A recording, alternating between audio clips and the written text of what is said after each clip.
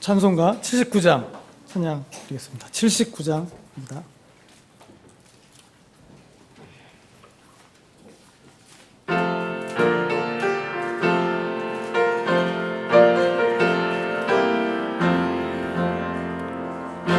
피난처 있으니 환난을 당한 자 이리 오라.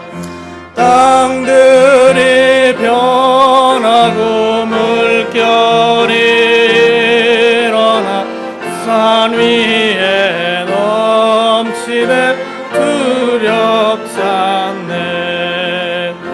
이방이 떠들고 나라들 모여서 진동하나. 우리 주 목소리 한번 말하시면 천하의 모든 것 망하겠네. 만유주 여호와 우리를 도우니 피난처요. 세상의 난리를 그치게 하시니 세상의 창건이 쓸데없네. 높으신 여호와 우리를 구하니 할렐루야. 괴로움이 심하고 환난이 극하나 피난처 있으니 여호와요. 아멘. 하나님 아버지 감사드립니다. 복된 주일을 우리 가운데 또한 허락하셔서 교회로 모이게 하여 주심을 감사드립니다. 2020년도 이제 상반기를 지나 하반기로 접어드는 시점에 있습니다. 또한 우리는 지금 우리가 겪어보지 못했던 그런 상황 속에서 지금 저희가 이 세상을 가운데를 통과해 가고 있습니다. 그러한 상황 속에서도 변함없이 우리와 함께 계시며 또한 주님의 손길로 우리를 이끄시고 있음에 감사드립니다. 또한 변함없는 하나님의 말씀을 우리가 여전히 곁에 두고 거기에서 진리의 샘물을 길어 맛볼 수 있음에 감사드립니다. 우리의 눈이 모든 상황보다 위에 계신 주님을 바라보게 하여 주시고 소망과 평안 가운데서 거할 수 있도록 도와주시옵소서. 특별히 오늘은 주님께서 이 땅 가운데 세우신 교회로 모이는 주일입니다.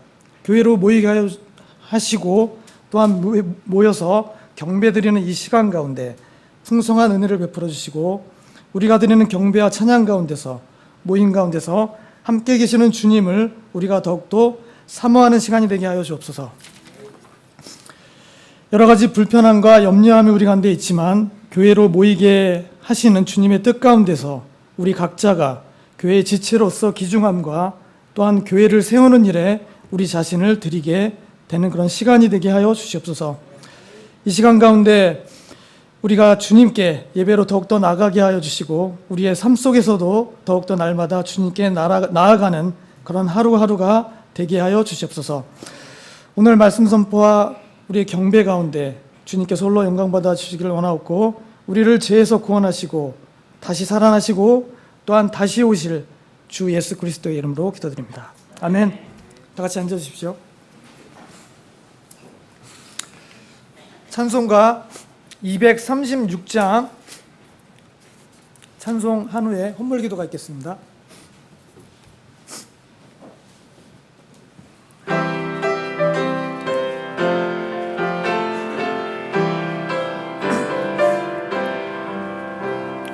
주 예수 크신 사랑 늘 말해 주시오. 평생에 듣던 말씀 또 들려주시오. 전해지 않는 천국 주 나 밝히 알아듣게 또 들려주시오. 평생에 듣던 말씀, 평생에 듣던 말씀, 주 예수 크신 사랑 또 들려주시오. 아침에 있을 방울 쉬 사라짐같이 내 기억 부족하여 늘 잊기 쉬우니 잘 알아듣기 쉽게 늘 말해주시오.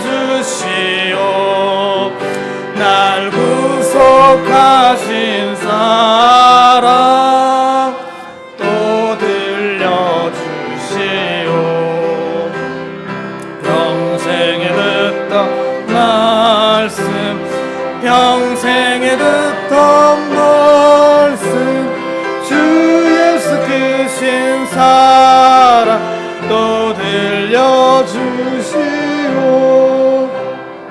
주 예수 나를 위해 이 세상 오셔서 날 구속하신 은혜 말하여 주시오. 나 같은 사람 위해 주 보혈을 흘렸네. 이 복스러운 말씀 또 들려주시오. 평생에 듣던 말씀, 평생에 듣던 말씀, 주 예수 크신 사랑 또 들려주시오. 이 세상 헛된 영광 날 미혹할 때에 주 예수 크신 사랑 또 들려주시오. 천국의 빛난 영광 내 눈에 비칠 때 주 예수 크신 사랑 또 들려주시오. 평생에 듣던 말씀, 평생에 듣던 말씀, 주 예수 크신 사랑 또 들려주시오. 아멘.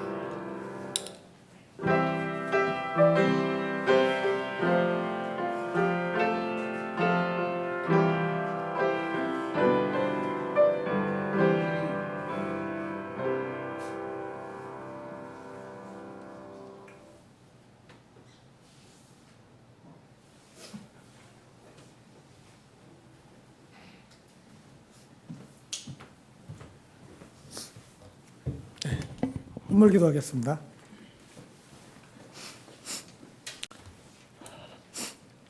하나님 아버지, 우리에게 또한 오늘 모일 수 있을 뿐만이 아니라 우리가 갖고 있는 또 물질을 우리가 이 시간 또 주님 앞에 또 드립니다. 우리의 모든 사역과 주님께서 우리 가운데 허락하여 주신 이 사역들 가운데 이 물질이 잘 사용될 수 있게 하여 주시고, 또한 우리가 단순히 물질만을 드리는 것이 아니라 우리 자신을 주님께 먼저 드리고 주님께서 원하시는 그런 삶으로 우리가 살아갈 수 있는 우리의 삶이 되도록 주님께서 이끌어 주시옵소서.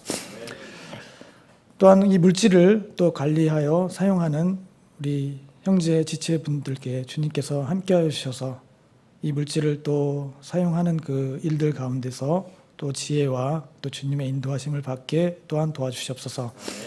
우리의 모든 삶을 주님께서 이끌어 주심에 감사드리며 예수님의 이름으로 기도드립니다. 아멘.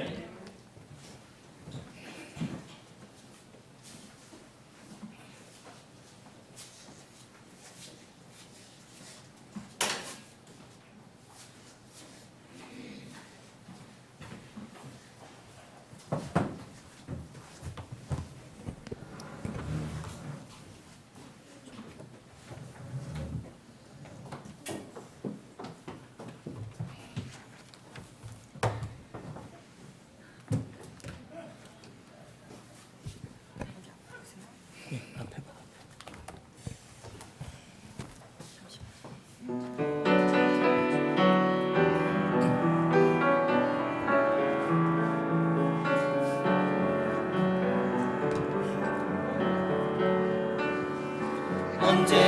언제일까요?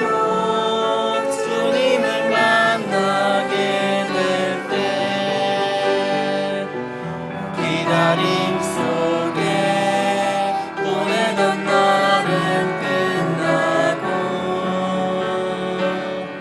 주님 품에서 이별이 없는 긴 시간을 평안 가운데 맞이하게 될 거야.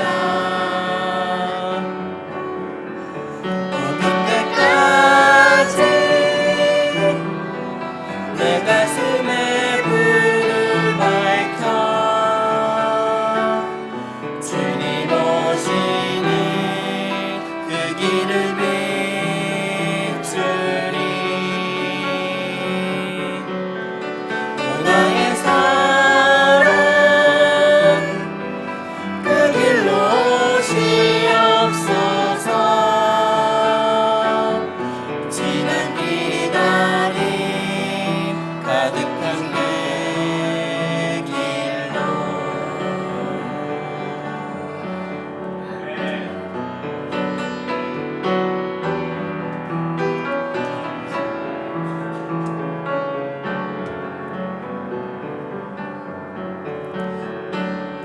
날 구원하신 주님을 만나게 될 때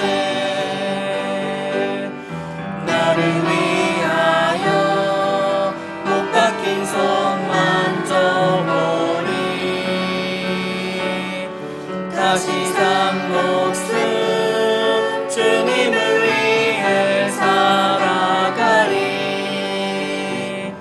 그때 거기서 주매며 웃을 수 있게 또 그때까지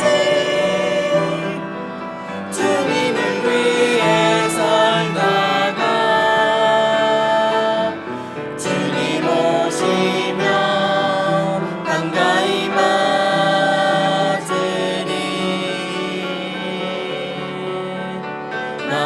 마라나타 그같이 오시옵소서. 내 주 예수님 약속하신 대로. 아멘.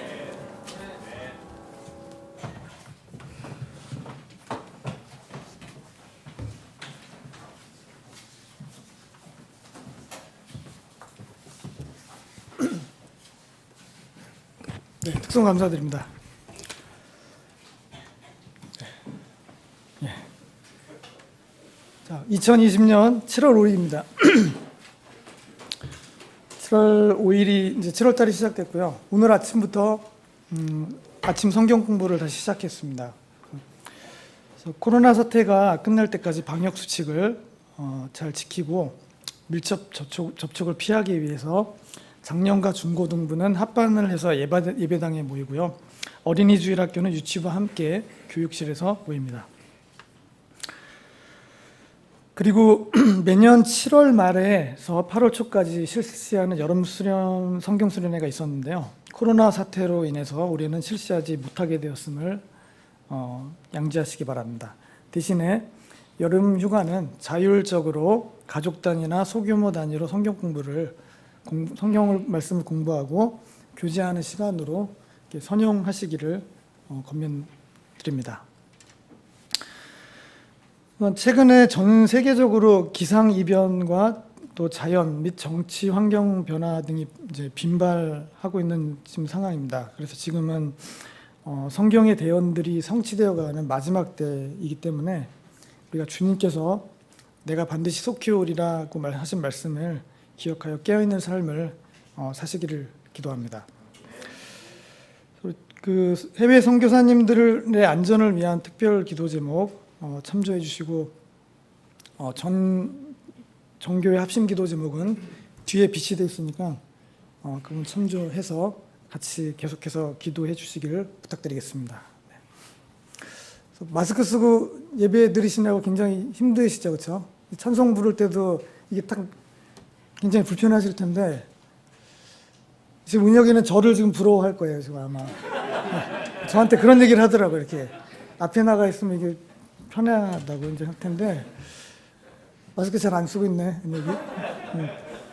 그래서 잘 지혜롭게 잘 하시면 좋을 것 같습니다. 이렇게 힘드시면은 어떻게 잘 이렇게 하셔서 네. 어떻게 뭐라고 말씀은 못 드리겠네요. 네.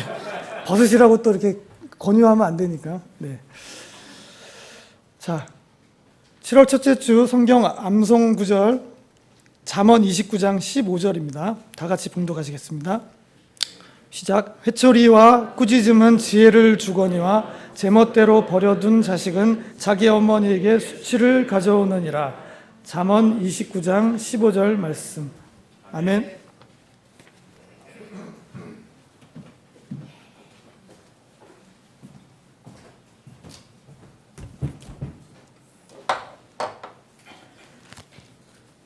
이 성경 암송하는 건 순서대로 이제 우리가 암송하는 건데요.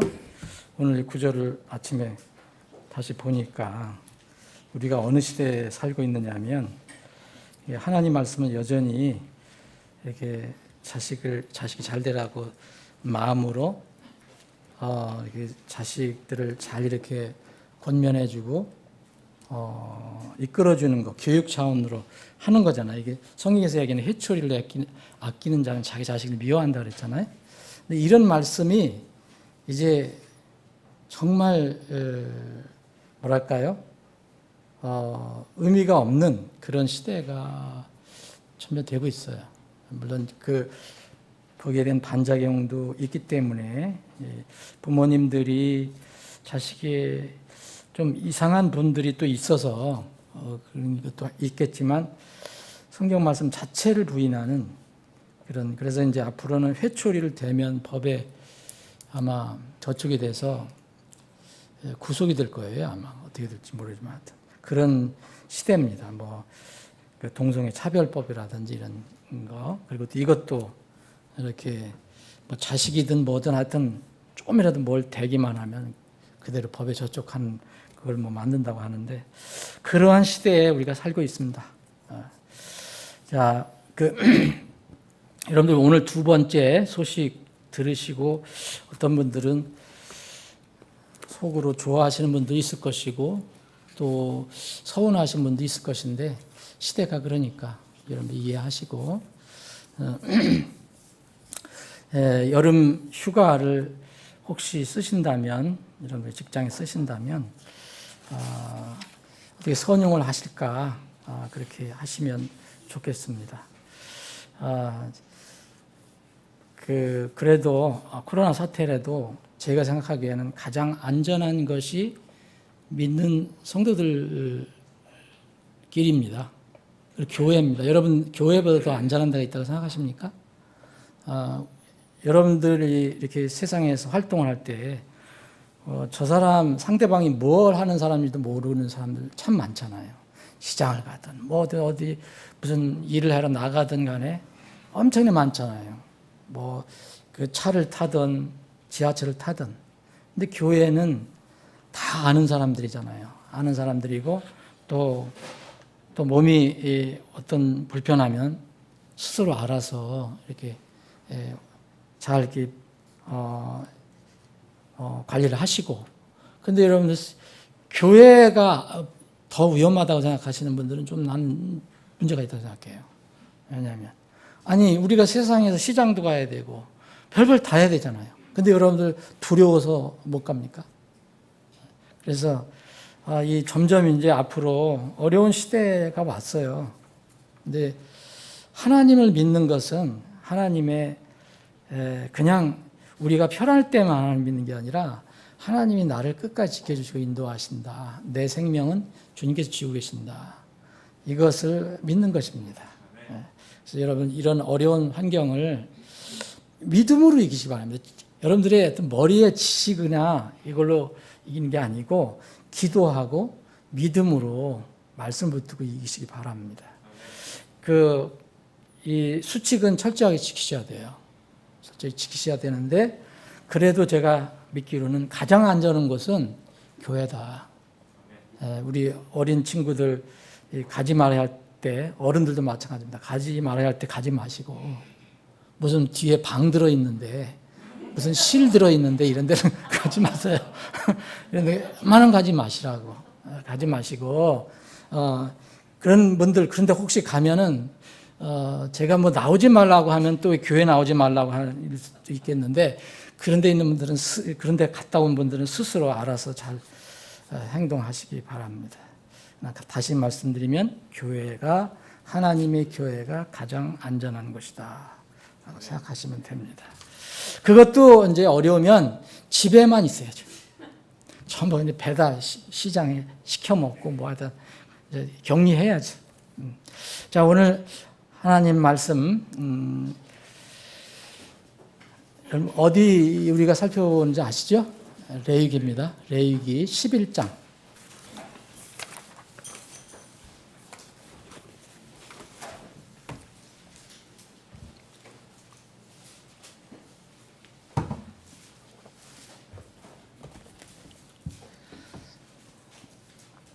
제가 몇 구절 읽겠습니다. 오늘 레위기 11장 1절부터 47까지 전체적인 내용을 우리가 살펴보는데 앞에 부분만 읽겠습니다. 주께서 모세와 아론에게 말씀하시고 그들에게 이르시되 이스라엘 자손에게 말하여 이르되 땅 위에 있는 모든 짐승 중에서 너희가 먹을 짐승은 이러하니라. 짐승 중에서 굽이 갈라져 쪽발이며 되새김질하는 것은 무엇이든지 너희가 먹되 그럼에도 불구하고 되새김질하는 것이나 굽이 갈라진 짐승 중에서도 너희가 먹지 말 것은 이러하니라. 낙타는 되새김질을 하되 굽이 갈라지지 아니하였으므로 너희에게 부정하고 토끼는 되새김질을 하되 굽이 갈라지지 아니하였으므로 너희에게 부정하며 산토끼도 되새김질을 하되 굽이 갈라지지 아니하였으므로 너희에게 부정하고 돼지는 굽이 갈라져 쪽발이나 되새김질을 하지 아니하므로 너희에게 부정하니 너희는 그것들의 고기를 먹지 말고 그것들의 시체를 만지지 말지니라. 그것들이 너희에게 부정하니라. 9절입니다. 물에 있는 모든 것 중에서 너희가 먹을 것은 이러하니 곧 물과 바다와 강에 있는 것 중에서 지느러미와 비늘이 있는 것은 무엇이든지 너희가 먹되 물에서 움직이는 것과 물에서 사는 것 곧 바다와 강에 있는 것으로서 지느러미와 비늘이 없는 것은 다 너희에게 가증한 것이 되리라. 그것들이 너희에게 심지어 가증한 것이 되리니 너희는 그것들의 고기를 먹지 말고 그것들의 사체를 가증히 여길지니라. 물에 있는 것 중에서 지느러미와 비늘이 없는 것은 무엇이든지 너희에게 가증한 것이 되리라. 13절 날짐승 중에서 너희가 가증히 열 것은 이러하니라. 그것들은 가증한 것인지 너희가 먹지 말지니 곧 독수리와 수염수리와 물수리와 대머리수리와 솔개종류와 모든 까마귀 종류와 올빼미와 밤매와 뻐꾸기와 매종류와 작은 올빼미와 가마우주와 큰 올빼미와 백조와 펠리컨과 수리와 황새와 외가리 종류의 댕기물대새와 박쥐니라. 네 발로 가며 기는 날짐승은 다 너희에게 가증한 것이 되려니와 21절 네 발로 가며 기고 나는 것 중에서 발 위에 다리가 있으므로 땅에서 뛰는 것은 너희가 다 먹을 수 있나니 곧 그 중에서 이것들 즉 메뚜기 종류와 흰머리 메뚜기 종류와 딱정벌레 종류와 배짱이 종류는 너희가 먹으려니와 네 발을 가진 채 날기도 하고 기는 것은 다 너희에게 가증한 것이 되리라. 아멘. 아버지 하나님, 오늘도 저희들에게 거룩한 말씀, 생명의 말씀, 하늘에서 주시는 은혜의 말씀을 저희들이 듣고 배울 수 있게 해주셔서 감사합니다. 오늘 이 자리에 모두 주님 앞에 섰사오니 성령 하나님께서 필요한 것들을 이 말씀을 통해서 저희들에게 생명의 양식으로 공급해 주시옵소서. 거룩하신 예수님의 이름으로 기도합나이다. 아멘. 여러분 이 말씀을 지금 읽고 무슨 생각이 드셨습니까? 별 걱정을 다 하네 이런 생각이 들 수가 있을 거예요. 무슨 우리가 이거 먹으라고도 못 먹을 게 얼마나 많잖아요. 예? 그런데 여기에는 의미가 있어요. 그리고 여기 동물 이름, 새 종류 이런 거 해서 우리가 지금 생각하는, 우리는 이 한국 땅에서 살 때 생각하는 그 동물하고 또 여기서 팔레스타인 지방에서 얘기한 그때 당시 동물하고는 할 수 없이 우리가 이렇게 번역한 것이 있지만 똑같다고 생각하시면 안 됩니다. 어쨌든 뭐 비슷한 건 있지만, 자, 그런데 왜 이런 어떤 면 아주 구체적으로 어떤 동물, 어떤 짐승, 날짐승까지 구체적으로 거론하시면서 이스라엘 백성에게 이 말씀하셨을까? 자, 우리가 한번 복습을 해보면 1장부터 7장까지는 5 헌물에 관해서 말씀드렸죠. 그리고 8장부터 10장까지는 거룩한 제사장 제도와 그 목적, 그리고 하나님께 나아가기 위한 제사장의 성별, 이것을 우리가 이제 살펴봤습니다. 오늘부터는 11장부터는 이렇게 거룩한 백성들이 하나님께 나가야 되는데, 하나님께 나가려면 하나님은 거룩하신 분이잖아요. 완전히 거룩하신 분인데 그 백성들이 하나님께 나갈 때 어떻게 해야 되는가? 최소한 이런 지시를 주님께서 주신 거예요. 이런 명령을 이스라엘 백성에게. 그래서 여기에 여러분 11장부터 이제 이 뒤에까지 쭉 보시면 16장인가 여기까지 보시면 특별히 나타나는 단어가 이 정결한, 뭐 깨끗한이라고 해도 좋습니다. 클린이란 말, 이게 40몇 번 나와요. 그리고 부정한, 이거 반대되는 말이 unclean, 깨끗하지 않다는 거예요. 이런 게 100번 이상 나와요. 그리고 부정함, 뭐 가증한 것, 이런 것들이 많이 나옵니다. 자, 이것을 이제 우리가 레위기 11장을 우리가 흔히 음식법이라고 하거든요. 이제 율법 중에서 음식법.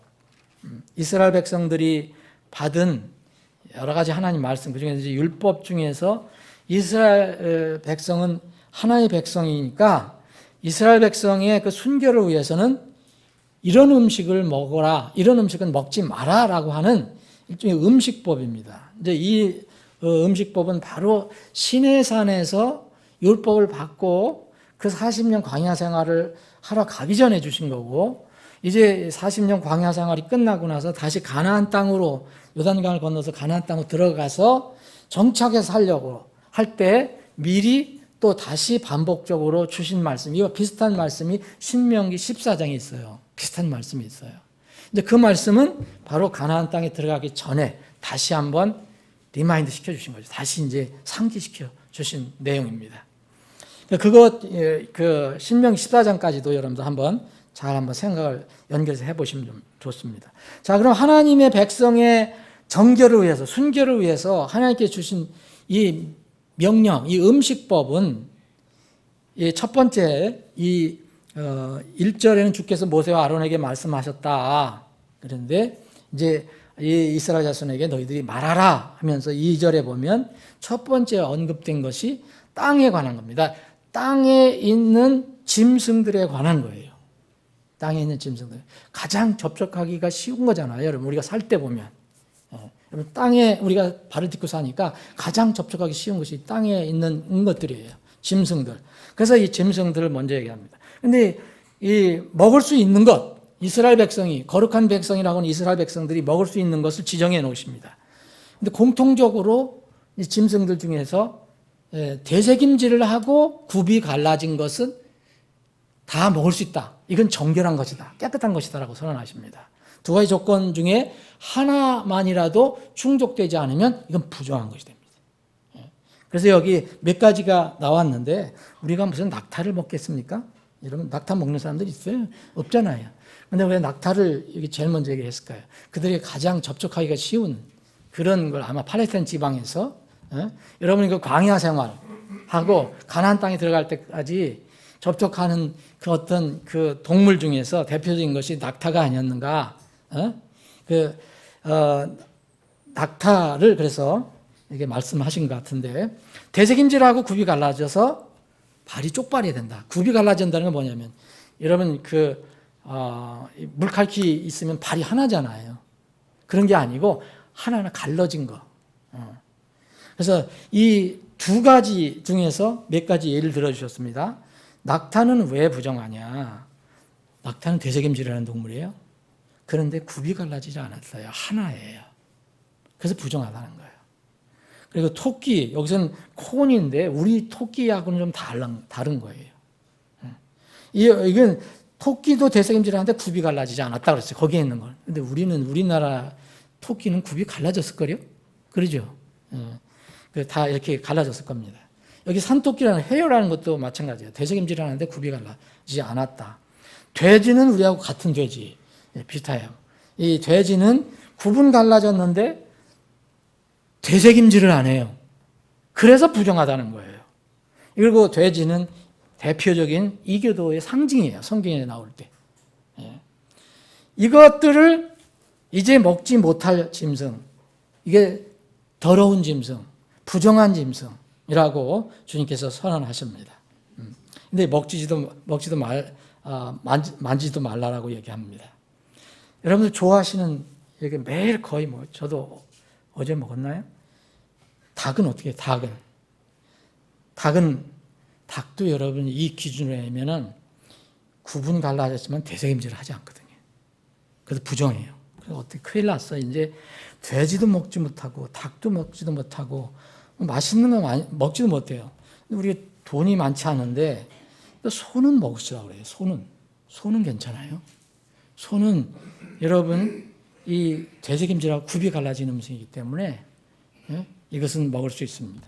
자, 또 혹시 형제들 중에서 좋아하는 또 짐승이 있긴 있는데 개는 어떨까요? 개는 구분 갈라졌는데 대책임질 하지 않아요. 이것도 부정이에요. 이 기준에 의하면. 자, 두 번째는 이제 9절부터 이제 앞에 있는 건 땅에 있는 거예요. 두 번째는 물에 있는 것들을 얘기하세요. 자, 하나님께서 얼마나 소상하신지. 땅에서 조심해라. 너 물에 가서도 조심해라. 네? 또 우리가 공중 날아다니지 않지만 공중에서도 조심하라. 공중 관련된 것도 조심하라. 얘기했어요. 이 물에 관련된 거, 물고기를 얘기합니다. 9절부터 12절까지. 물에 있는 것들 중에서 정결한 것을 내가 알려주겠다. 정결한 것은 뭐냐? 어떤 여기 고기든지 지느러미가 있고 또 뭐라 그랬어요? 비닐이 있는 거. 비닐이 아니라 비늘. 이게 잘 기억하셔야 돼요. 지느러미와 비늘이 있는 것은 다 정결한 거예요. 무조건 정결합니다. 여러분들이 우리가 안 먹는 것도 하나님 보실 때는 정결한 거예요. 그런데 그 중에 아무것도 없거나 혹은 둘 중에 하나만 있는 것은 다 부정해요. 여러분, 여기 이 성경에는 물에 있는 것은 구체적으로 뭐뭐 얘기를 안 했어요. 성경은 물고기 이름은 언급하지 않고 있거든요. 물고기 종류가 얼마나 많겠습니까? 짐승도 많지만. 근데 이스라엘에게는 사실은요, 이스라엘에 광야 생활하는데 무슨 물고기 그렇게 큰 문제가 있겠어요? 저기 이제 가나안 가야지 이제 바다 쪽도 있고 그러니까. 그래서 그런지 모르지만 하여튼. 근데 우리는 이거 직접 해당됩니다. 맨날 고기 먹잖아요. 자, 여러분, 우리가 오늘 이 말씀을 들으면 먹을 게 없어요, 이제 큰일 났어요, 이제. 보세요. 자, 여러분 좋아하는 거, 미꾸라지, 베기, 뱀장어, 장어. 여기 다 부정해요. 왜냐하면 이런 것들은 비늘이 없어요. 매끌매끌하게 잘 돌아다니잖아요. 그리고 여러분 이런 것들 되게 뭐예요? 흙이나 뻘 속에서 살잖아요. 막지 않은 곳에서 서식한 거거든요. 근데 그런 데는 맛이 있어요. 그런 게 또 고기가. 또 여러분 또 제가 좋아하는 것 중에 또 여기 또 하나 나오는데 지느러미도 없고 비늘도 없는 것이 있어요. 그 중에 하나가 오징어예요. 오징어, 쭈꾸미, 낙지, 문어 먹을 게 없어요. 나는 우리 형제가 좋아하는 게 뭐 있어요. 우리 형제가 아주 이게 뭐 하면은 뭐 밥도둑이라고 하는 거 있어요. 뭐 참게, 꽃게, 대게 이렇게 해서 게장 만들어 놓은 거 있잖아요. 간장게장. 여러분 이 꽃게, 참게, 대게 부정한 거예요. 이 기준으로 하면. 비늘이 있어요. 지느러미가 있어요. 없죠? 부정해요. 자, 이제 물고기에서 이제 공중으로 한번 올라가 봅시다. 여기 13절. 공중에도 조심해라 이거요. 여러분, 물은 이제 땅보다는 물은 조금 더 우리가 자주 안 가지만 공중으로 날아다니지 못하지만 그래서 공중도 조심하라. 공중에 날짐승들을 쭉 13절 얘기합니다. 날짐승 중에서 너희가 가증히 여길 것은 쭉 얘기해요. 여러분, 이스라엘 백성은 바다하고는 좀 그때 당시 그렇게 접촉이 많지 않았지만 뭐하고 관련이 있습니까? 공중에 날짐승들은 많아요. 그래서 공중의 날짐승들은 다 얘기해 줍니다. 근데 이건 뭐 우리하고는 별로 이 날짐승하고는 별로 우리는 큰 부담이 없어요. 이거는 뭐 먹지 말라고 하든지 먹지 하든지. 여러분 뭐 독수리를 우리가 잡아먹을 거예요. 뭐 올빼미를 잡아먹을 거예요. 예? 가마우지를 잡아먹을 거예요. 우리는 이제 18절에 있는 펠리칸, 이게 백조 같은 거는 얼마나 또 좋은 거로 되는지, 무슨 이게 뭐 보호동물 아니에요? 예. 이런 거, 황새, 외가리, 이게 천연기념물 같은 건데, 예. 박쥐는 저도 안 먹어요, 우리는. 근데 박쥐를 먹지 말라 그랬어요. 근데 중국 사람 박쥐 잘 먹거든요. 우한에서 박쥐에서 나온 거 아니에요, 그게 사실은. 예. 이런 것들은 주님께서 절대 너희들은 먹지 말라 그랬어요. 네 발로 기는 날짐승, 거기에 또 네 발로 기는 게 아니라 그냥 공중에 날짐승이 쭉 나와요. 근데 이것들의 특성은 뭐냐면요, 육식을 하고, 여기 얘기한 건 대머리 수리라든지 이런 거, 독수리 같은 건 뭐예요? 육식을 하죠. 특성이 그래요. 육식을 해요. 남을 해하는 거예요. 남을 잡아먹는 거. 그리고 어두운 밤에 활동하는 게 많아요. 올빼미, 박쥐, 뭐 이런 거 보세요. 까마귀도 주로 뭐예요? 어디 뭐 할 때만 아니라 사람 시체 있을 때 까마귀가 날라온다고 그러잖아요. 이런 뭔가 좀 이 새들의 특성이 그런 특성을 가지고 있어요. 밤에 활동한다든지. 그리고 물갈퀴를 가지고 있는 이 새들은 대부분 우리가 천연기념물로 아름다운 그런 새로 얘기하지만 대부분 습지에서 먹이 활동해요. 펠리칸은 왜 그런가? 저는 모르겠는데 하여튼 펠리칸은 찾아보니까 펠리칸은요, 먹이를 이게다가 다시 토해내갖고 먹이를 토해내서 자기 자식에게 준대요. 모종으로 보면 굉장히 대단한 건데 좀 더럽잖아요. 했다가 다시 토해내서 먹이니까. 그게 펠리칸이네. 어쨌든 특성이 이러한 날짐승들은 너희 거룩한 백성들은 먹지 마라 얘기해요. 그리고 또 이제 네 번째가 나와요. 네 번째가 이제 20절인데 네 발로 기며 기는 날짐승이라고 했어요. 여기는 이제 뭐 곤충도 해당될 거고 작은 날짐승도 해당이 될 거예요. 이것들은 다 가증하다. 여기 23절도 마찬가지예요. 네 발을 가진 채 날기도 하고 기는 것은 다 너희가 가증하시다. 그런데 여러분, 이런 것들이 뭐가 있어요? 한번 생각해 보세요. 여기 성경은 얘기하지 않고 있어요. 그러면 구체적인 이름은 밝히지 않고 있는데 네 발을 가지고 기기도 하고 나는 것이 뭐가 있을까? 우리가 싫어하는 게 있어요. 제 방에도 가끔가다 나와서 나를 괴롭힌 게 있어요. 파리. 다 겨다니다가 또 휙 날아가요. 또 벌은 뭐 그렇게 위한 동물은 아니지만 벌도 막 겨다니다가 날아가요. 또 작은 동물 같은 박쥐. 박쥐가 내가 어떻게 되는지 잘 모르지만 하여튼 박쥐도 기기도 하고 날기도 하고 하는가 봐요. 그런데 이건 왜 이런 것들을 얘기하셨을까? 여기 또 특별히요, 땅에서 29절에 보면 또 땅에서 기는 것, 즉 기는 것들 중에서 너희에게 부정한 것은 이러하니 곧 족제비와 쥐와 거북이 종류와 흰 족제비와 카멜레온과 도마뱀과 달팽이와 두더지라. 우리가 먹을 거 아무것도 없어요. 걱정할 필요도 없죠. 그런데 왜 이런 것들을 말씀하실까? 두더지, 도마뱀, 카멜레온, 쪽제비, 쥐. 특성이 뭘 것 같아요? 카멜레온은 정체성이 모호한 동물이에요. 그렇죠? 정체성이 아주 모호해요. 지금 여러분 이런 말씀을 왜 주시나 생각해 보세요. 이스라엘 백성은 거룩한 백성이다. 너희들은 이방 민족과 다르다. 내가 선택한 민족이다. 내가 거룩하니까 너도 거룩해야 한다. 그렇게 계속 말씀하시는 거거든요. 그러면서 너희들은 거룩한 백성이니까 음식도 너희들 신분에 걸맞게 먹어라. 그래서 알려주신 거예요.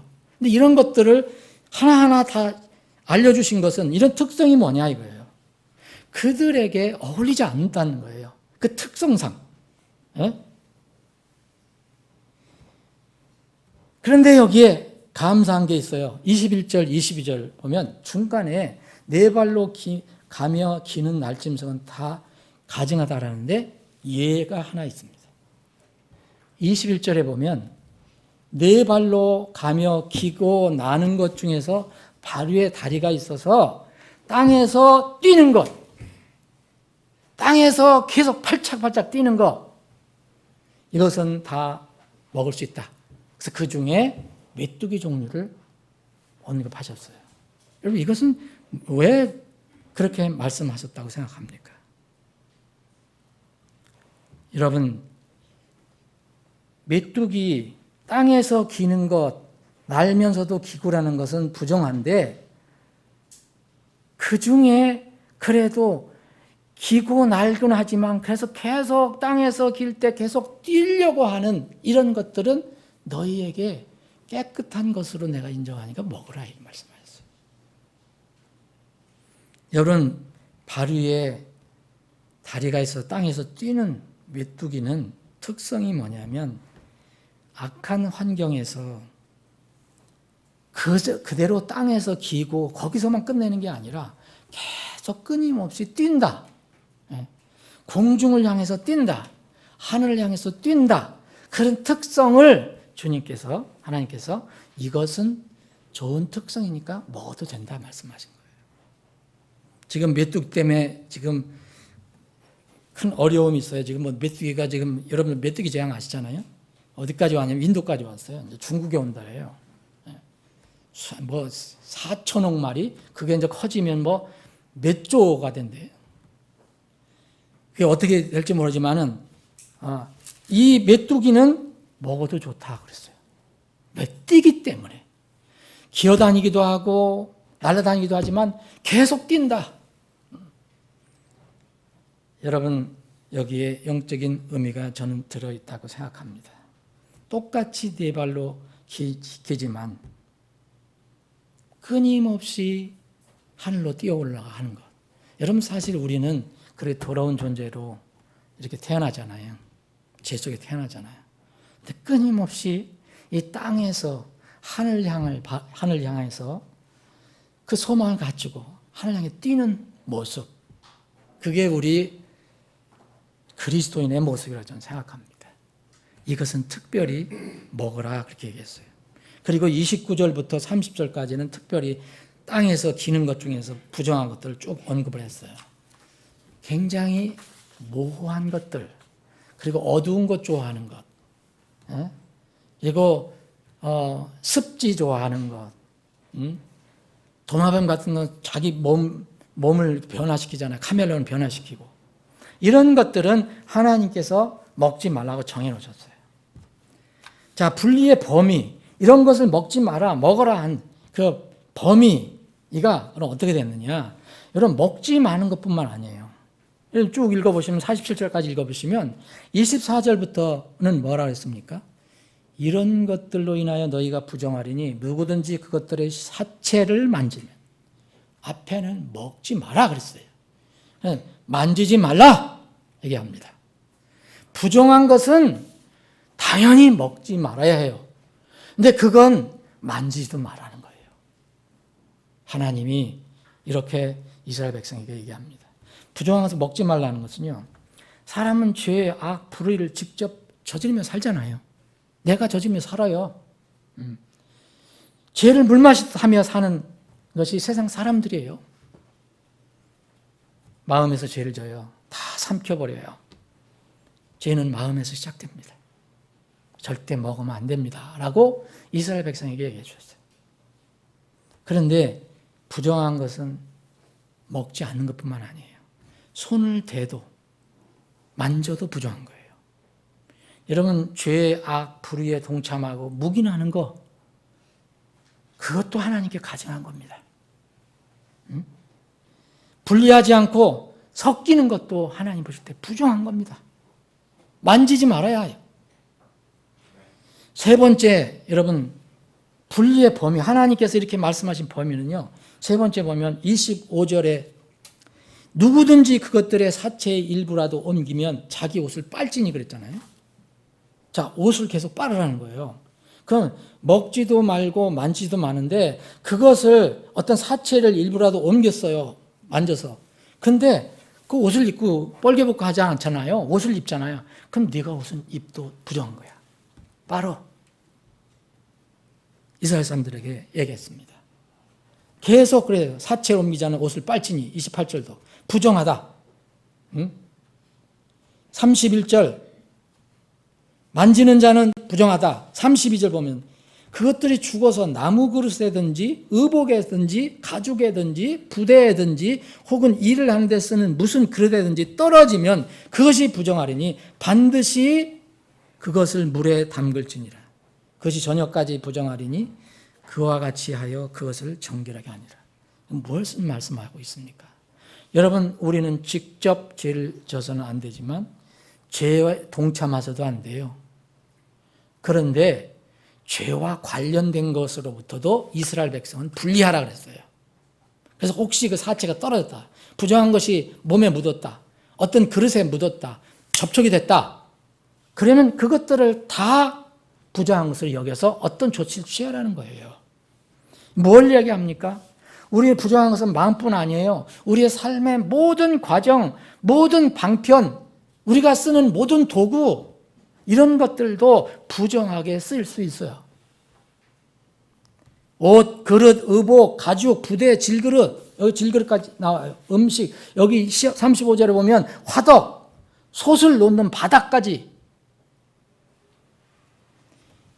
부정한 것에 물이 스며든 다른 음식까지도 다 더럽다 이야기합니다.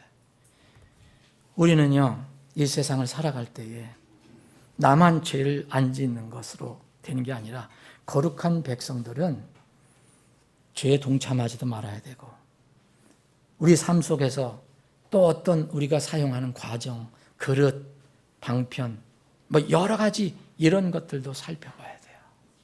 여러분들이 가지고 있는 거 선한 데서 선한 것으로 쓰라는 거예요. 나쁘게 쓰지 말라는 거예요. 부정한 것에 대한 하나님의 정의와 보면은 엄격하고 광범위해요. 그런데 반대로 세상은 어떻습니까? 세상은 죄를 가볍게 봐요. 그리고 죄의 정의를 아주 좁게 봅니다. 이렇게 해석하면 여기서 죄에서 벗어나고 여기 벗어나고 여기 벗어나고 재판을 받잖아요. 근데 뭐 이게 피해자가 뭐 가서 나는 절대 그런 적이 없습니다. 뭐 없습니다. 분명히 했는데도. 근데 상대방이 이것을 제시를 못하면, 증거를 못 대면 재판장 뭐예요? 무죄예요. 세상은 그렇습니다. 죄를 가볍게 봐요. 그런데 하나님은 철저하게 죄를 정의하세요. 이유가 있습니다. 여러분, 이것은 일종의 율법입니다. 레위기 11장. 근데 우리가 이제 예수님 오신 뒤에 이 놀라운 진리를 알게 되잖아요. 예수님은 율법을 폐하러 오시지 않고 율법을 완성하러 오셨다고 그랬어요. 아주 그거 안 해도 된다 이게 아니라 그 율법은 여전히 살아있는데 그 율법에 요구하는 것, 그 효력, 이것들을 완전히 다 완성하셨다. 이것이 예수님이 하신 일이에요. 이게 복음입니다. 율법은 거기에 목적이 있어요. 이것을 알도록 한 거예요. 여러분, 이 레위기 11장을 읽어보면 여러분 이스라엘 사람 같으면 진짜 움직이기 어려울 것 같다 그런 생각이 들어요. 요새 코로나 때문에 집에 바짝 이제 갇혀 있잖아요. 그런 것처럼 움직이면 죄를 질 것 같다는 생각이 들잖아요. 왜 그렇게 하겠어요? 하나님께서. 여러분, 율법의 목적이 있습니다. 율법의 목적은 뭐예요? 사람들이 너는 죄인이라는 것을 깨닫게 하는 것이요. 변함이 없습니다. 이거는 어느 시 이때도 똑같아요. 그런데 이스라엘이 그것을 깨닫지 못했던 거예요. 그 죄를 짓잖아요. 그렇게 해서 이 음식법을 어겼어요. 그럼 정결하게 하는 절차가 나와요. 또 더 큰 죄를 지면은 제사장에게 가서 동물을 가져가서 죄를 고백하고 그걸 용서를 받아요. 근데 그게 뭐냐? 그게 완전해졌냐? 완전하지 못하다고 얘기하잖아요. 그래서 바울 사도는 이 로마 교회 성도들에게 이것을 깨닫고 얘기를 하잖아요. 로마 3장 19절에 보면 이제 우리가 알거니와 무엇이든지 율법이 말하는 것들은 다 율법 아래 있는 자들에게 말하는 것이니 이것은 모든 입을 막아서 온 세상이 하나님 앞에서 유죄가 되게 하려 함이라. 여러분 이거 완전하게 지킬 수 있는 사람이 있어요? 율법, 이 음식법. 그러므로 율법의 행위로는 어떤 육체도 그분의 눈앞에서 의롭게 될 수 없나니 율법으로는 죄를 알게 되느니라. 죄를 알게 하기 위해서 이스라엘 백성들이 너희들 선택받은 백성이지만 죄를 깨달아야 된다. 로마서 3장 21절 그래서 우리에게는 이런 은혜를 준 겁니다. 그러나 이제 율법 밖에 있는 하나님의 의, 율법 밖에 있어요. 곧 율법과 대언자들이 증언한 의가 드러나느니라. 여러분 우리가 지금 음식법을 지금 공부하고 있어요. 이거 음식법이 율법이잖아요. 율법이 뭘 증언했다 그랬어요? 놀랍게도 신약에 와서는 이 율법이 율법 밖에 있는 한 의를 증거하기 위해서 주셨다 이게요. 율법과 대언자들이 증언한 의가 드러났느니라. 그런 이 의가 뭐냐? 그것은 곧 예수 그리스도의 믿음으로 말미암아 모든 자에게 미치고 믿는 모든 자에 임하는 하나님의 의인이 거의하는 차별이 없느니라. 이스라엘 사람이나 유대인이나 이방이나 이교도나 이 예수 그리스도를 진정한 마음으로 믿는다면 그게 하나님의 의가 된다는 거예요. 율법, 음식법이 바로 그래서 주어진 겁니다. 다시 여기에 넘어가 보면 여러분 이 더러운 것 무슨 어떤 도구라든지 그릇이든지 옷 이런 것도 다 더럽다고 했는데 접촉만 해도. 근데 36절에 보면 또 예가 있어요. 또 예가 하나 있습니다. 그럼에도 불구하고 충분한 물이 있는 샘이나 구덩이는 정결하니 그것들의 사체에 닿는 것만 부정하니라. 다 부정해요. 사체에 닿는 거 다 부정한데 충분한 어떤 것은 부정하지 않다 얘기해요. 그게 뭡니까? 충분한 물이 있는 샘, 구덩이에요. 어떤 샘물이 있어요. 근데 거기 사체가 혹시 떨어졌더라도 그 물 자체는 깨끗하다는 거예요. 여기까지는 다 물건이든 화덕이든 뭐 그릇이든 다 부정하다고 그랬잖아요. 근데 왜 그럴까요? 여러분, 왜 이런 말씀을 했을까요? 예입니다. 항상 아까 여기에 땅에서 기고 나는 그런 기능이 있으면서도 여전히 기어다니는 그런 동물들, 곤충들은 다 부정하다고 그랬는데 그 중에서 하나 그런 상태이지만은 계속해서 공중으로 뛰려고 하는, 하늘로 뛰려고 하는 것은 너희들에게는 깨끗한 것이다. 그렇게 말씀하셨거든요. 사랑하는 여러분, 여기에 이 물은 뭐라고 생각하세요? 율법은 예수님의 또 어떤 예표예요. 이것은 이 시대에 신약 시대에 와서 그렇게 얘기하는 사람들의 생명을 건지는 샘입니다. 그럼에도 불구하고 충분한 물이 있는 샘이나 구덩이는 깨끗하다. 여러분, 절망적인 죄인들의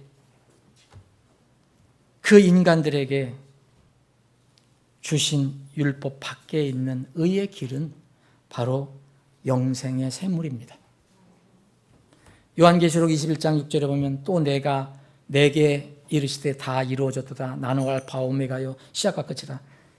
내가 목마른 자에게 생명수의 샘에서 값없이 주리라. 계시록 22장 17절 성령과 신부가 말씀하시기를 오라 하시는도다. 듣는 자도 오라 할 것이요 목마른 자도 올 것이요 또 누구든지 원하는 자는 값없이 생명수를 취하라. 생명수가 뭡니까? 여러분 시골에 있는 그 맑은 옹달샘 먹는다고 구원받는 거 아니잖아요. 요한복음 4장에서 그 사마리아 여인이 물을 길러 왔어요. 물을 길러 왔는데 맨날 왔다 갔다 해야 돼요. 근데 예수님이 거기를 찾아가셔서 그 여인에게 물에 관해서 얘기를 해주세요. 그 물이 누구였습니까? 내가 이 영생의 물을 먹었으면 영생 살 수 있을 건데 그 물을 먹기를 원했잖아요. 바로 나라고 말씀하셨잖아요. 여러분 이런 것들이 예수님이 곳곳에 이렇게 말씀 안에 숨어져 있어요. 구약에서는 예수님이라는 이름이 없잖아요. 근데 그분은 태초부터 계셨던 분이고 또 오실 분이었잖아요. 이스라엘의 음식법은 여러분 이 음식법은 이스라엘에게 여전히 지금도 지키고 있어요. 그들은. 그런데 이 성경을 우리에게 주신 이유가 있어요. 마지막 시대를 살아가는 성도들의 영적인 분리법이에요. 영적 분리법. 여러분들 그렇다고 해서 돼지 안 먹는다고 해서 나 영적으로 깨끗하다 그렇게 얘기하면 안 되죠. 그런데 돼지가 의미하는 것을 생각해 봐야 돼요. 돼지는 구분 갈라졌지만 되새김질 안 해요. 무슨 얘기입니까? 먹는 거 모든 거 다 그냥 다 받아들여요. 아무거나 다 먹어. 돼지 우리 여러분 아시죠? 요새는 깨끗하게 기르지만 옛날에는 뭐하고 같이 길렀어요. 지금도 어느 지방에서는 그 사람이 뭐 하는 방출하는 것과 같이 길러요. 그래서 무슨 돼지라고도 하잖아요. 맛있다고 하는 거. 분간을 못하는 거예요. 분간을 못해요. 이것은 부정한 거예요. 여러분 그리스도인이 영적 분별력이 없으면 이건 신분상으로 신분은 거룩해졌을지 모르지만 거기에 어울리지 않는 거예요. 이스라엘의 이 음식법은 출애굽한 이스라엘에게 이교도들이 둘러싸고 있는 그런 광야에서 생활을 시작하기 전에 거룩한 백성에게 합당한 삶을 위해서 주신 거예요. 신명기는 그 안에 들어간 사람들에게 그렇게 하라고 또 주신 거예요. 이거는 이방인들이나 이교도들에게 주신 말씀이 아닙니다. 절대로 그런 게 아니에요.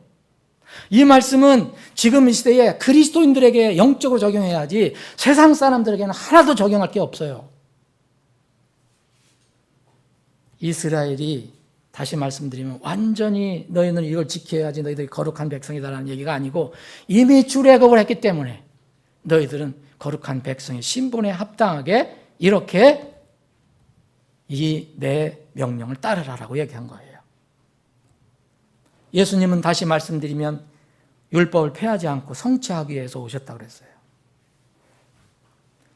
누구든지 그래서 이스라엘 사람이나 이방인이나 이 음식법이 암시하는 완전하신 정결하신 예수님 그분을 마음으로 구원자로 진실로 믿으면 하나님께서 그 사람을 의인으로 간주해 주시는 거예요. 예수 그리스도를 메시아로 믿지 못하는 대부분의 이스라엘들은 아직도 음식법을 지키고 있지만 문자적으로 지키고 있어요. 그들요. 이스라엘 백성들한테 가서 돼지 대접한다고 해보세요. 큰일 나죠. 여러분 아랍 사람들도 마찬가지지만 예? 개 대접한다고 그러면 큰일 나요. 예?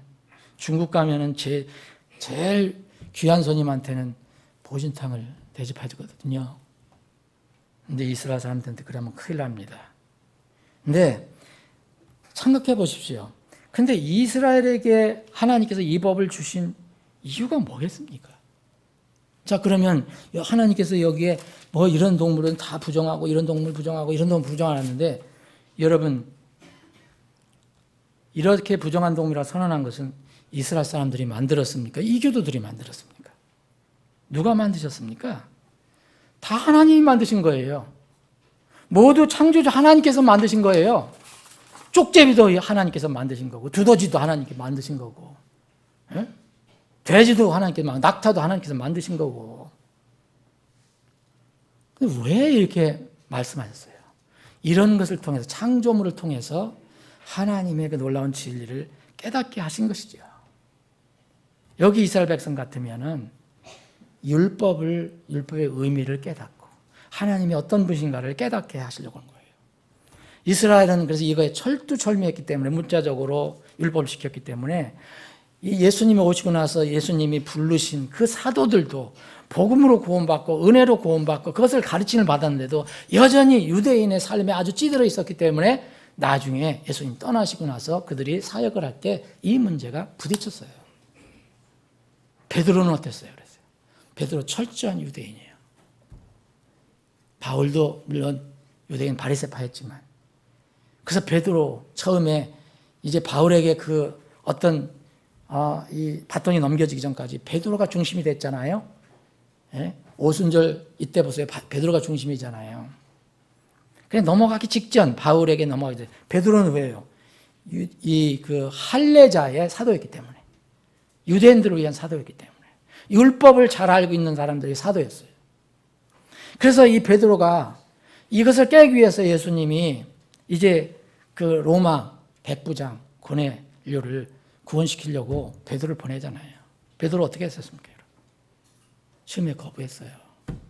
그래서 이것을 깨시기 위해서 환상을 보여주시고, 베드로에게 환상을 보여주시고, 그 환상이 뭡니까? 내용이 바로 이 레위기 11장, 신명기 14장에 있는 그 내용이에요. 하나님께서 이 하늘에서 환상을 보여주시는데, 이 두루마기 달린 어떤 그 그릇이 나와 있는데 여기에 온갖 짐승이 다 들어가 있는 거예요. 네. 그거를 내려주시면서 그것을 먹으라 그러셨잖아요. 근데 네? 베드로가 어떻게 했겠어요? 그거를.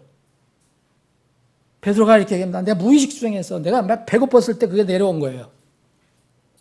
그런데 큰 보자기 같은 그릇 하나가 내려오는데 보니까 거기에, 여기 사도행전 10장에 나오는데 보니까 땅에 있는 온갖 네 발 가진 짐승들과 들짐승들과 기는 것들과 공중에 날짐승들이 다 들어있어요.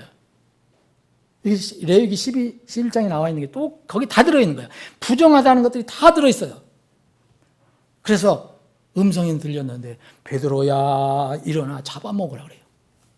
그 그릇에 담겨있던 그 동물들, 부정한 것들 다 잡아먹으라는 거예요. 그러니 베드로가 그렇게 할 수 있겠어요?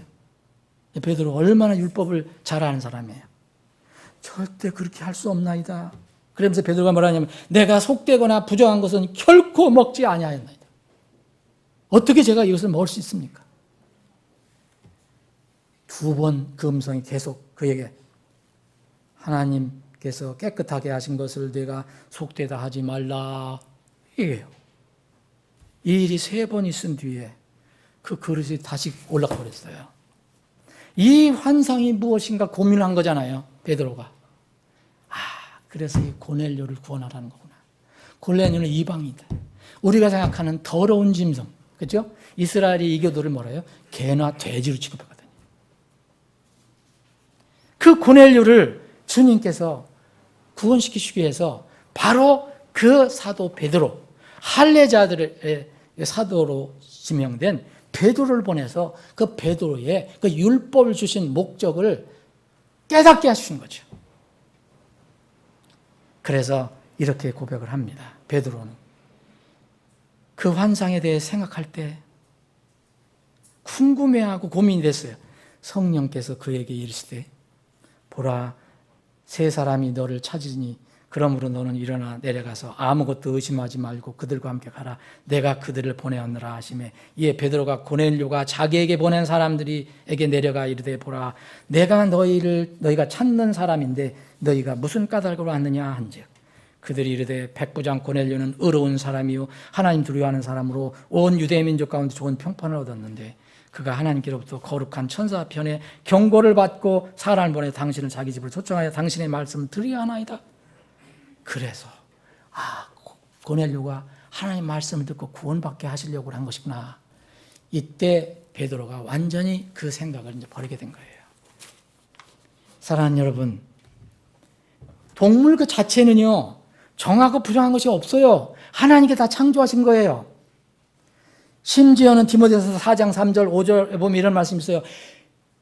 어떤 사람들이 혼인을 금하고 음식물을 금하라 삼가라 이 명령할 터이나 음식물은 하나님께서 창조하사 진리를 믿고 아는 자들이 감사함으로 받게 하셨느니라. 하나님의 모든 피조물은 선하고 낙타도 선해요. 돼지도 선해요. 그 자체로는. 감사함으로 받으면 거부할 것이 없나니 전혀 없나니 그것은 하나님의 말씀과 기도로 거룩히 구별됩니다. 사실 우리는 기도하고 말씀하면 못 먹는 게 없어요. 개인 선호는 있겠지만. 그 동물 자체가 부정한 것이 아닙니다. 어떤 것은 먹고 어떤 것은 먹지 말라고 하신 이유가 있습니다. 그 동물의 성격, 그런 특성이 알려질 때 사람들이 그것에 대해서 생각할 거 아니에요. 쟤는 맨날 밤 어두운 데서만 지내. 쟤는 모호해 성격이. 날개를 달아서 날아다니는데 기기만 해. 여러 가지 있어요. 두 굽이 갈라져야 되는데 갈라지도 않았어. 굽이 갈라지는 것은 뭐예요? 세상과 분리를 얘기해요. 비늘 또 지느러미는 뭐예요?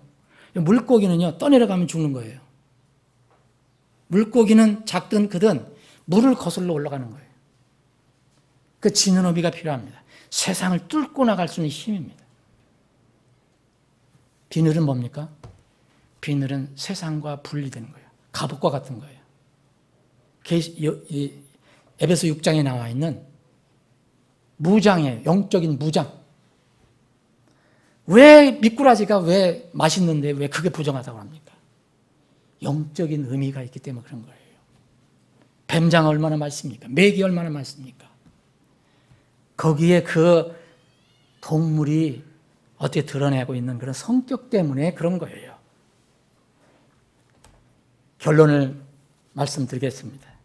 여러분, 음식법의 결론은 영적 신분을 깨달으라는 거예요. 이스라엘 백성에게 영적 신분 깨달으라는 게 뭐예요? 너희들은 출애굽한 백성이다. 내가 건진 백성이다. 그래서 주님께서 이렇게 이 레위기 12장의 결론은 11장 결론은 뭔지 아세요? 44절입니다. 나는 주 너희 하나님이라. 그런즉 내가 거룩함이 하니 너희도 너희 자신을 거룩히 구별하여 거룩할지니라. 내가 거룩하니까 내가 너를 건져준 너희를 선택한 너희도 거룩해야 한다. 45절 뒤편에 뒷절 그런즉 내가 거룩하니 너희도 거룩할지니라. 신명기도 똑같은 말씀을 쓰셨어요.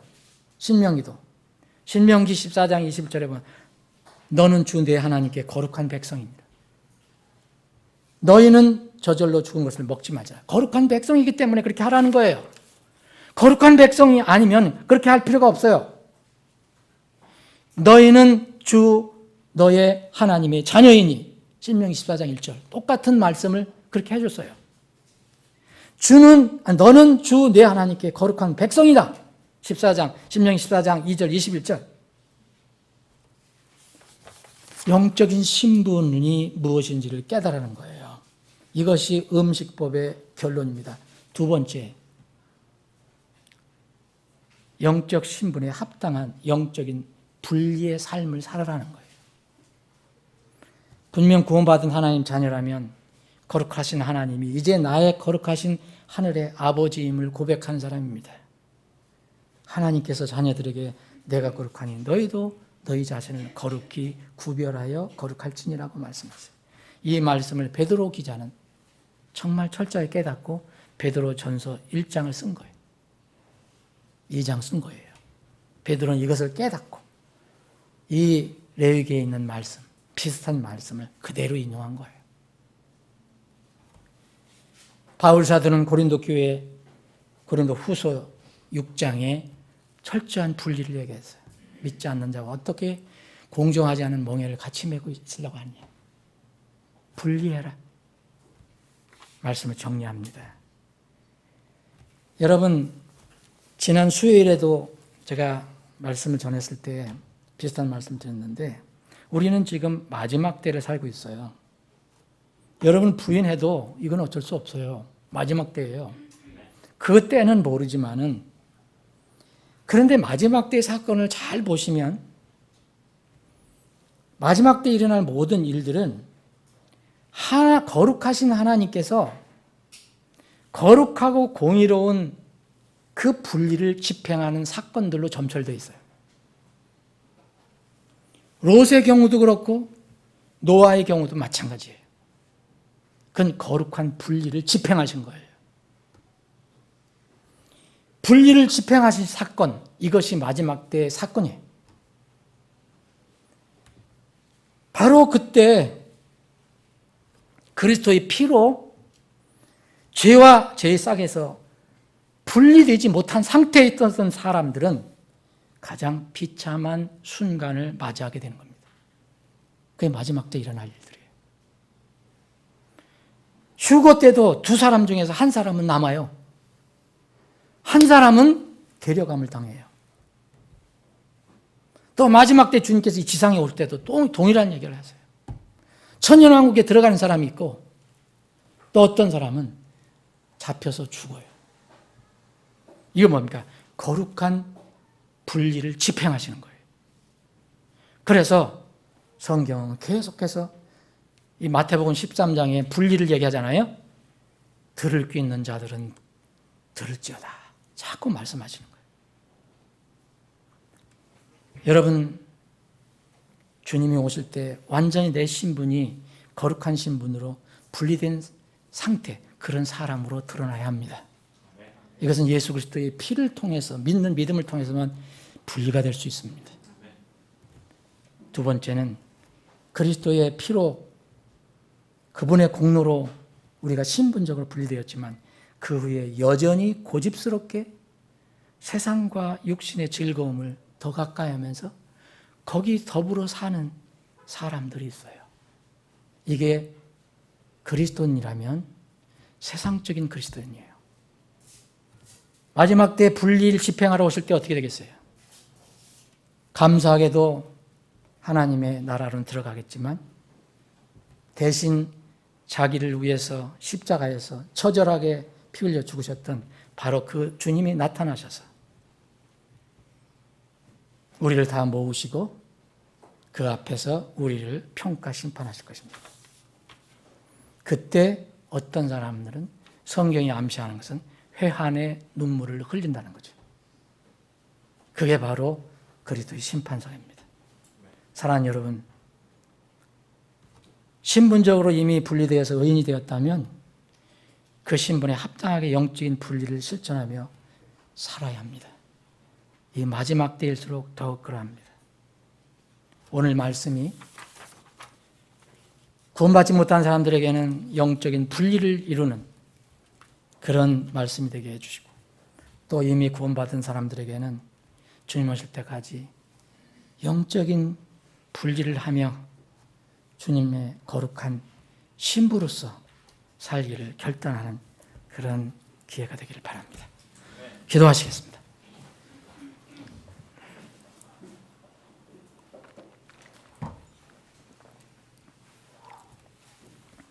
아버지 하나님, 오늘 말씀을 듣는 혼들 중에서 혹시 다른 방법, 인터넷이나 다른 방법을 통해서 듣는 혼 중에서 구원을 받지 못한 상태, 영적으로 완전히 신분적으로 분리되지 못한 혼이 있다면 주님 지금 찾아가 주셔서 그 마음을 움직여 주시고 예수 그리스도를 개인의 구원주로 영접해서 영적인 신분적으로 완전히 분리됨을 이루는 귀한 기회가 되게 해 주옵소서. 우리는 구원받고 이 땅을 살아갑니다. 여전히 내 발로 기는 곤충처럼, 그리고 날개는 가지고 있지만 이제 땅 위를 기어다니고 있지만 여전히 이 신분을 깨닫고 쉬지 않고 하늘 향해서 뛰어 올라가는 메뚜기처럼 그렇게 저희들이 살게 해주시길 원합니다. 그런 사람들은 세상 속에서 더러운 세상 속에 살지만은 주님께서 깨끗한 것으로 간주하시고 이스라엘 백성에게 먹을 음식으로 허락하셨습니다. 아버지 하나님, 우리가 이 험하고 사악한 세상에서 하나님께서 기뻐하시는 그런 영적 분리의 삶을 살 수 있도록 믿음의 믿음을 더해 주시옵소서. 거룩하신 예수님의 이름으로 기도합나이다. 아멘.